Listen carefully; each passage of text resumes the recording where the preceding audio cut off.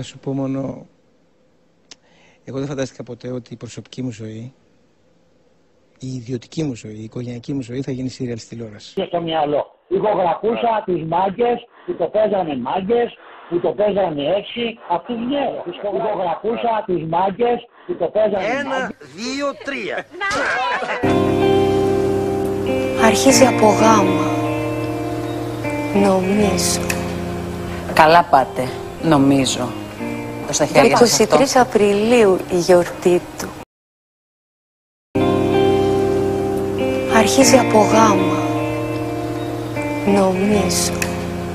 Καλά πάτε, νομίζω. Είμαστε γραφικοί, αποτυχημένοι παράγοντες, οι τρελοί, που δεν φοβόμαστε να τα βάλουμε με αυτούς τους επικίνδυνους ανθρώπους, που φοβόμαστε μάλλον να τα βάλουμε με τους επικίνδυνους ανθρώπους και που οι άλλοι μας χλέβαζαν.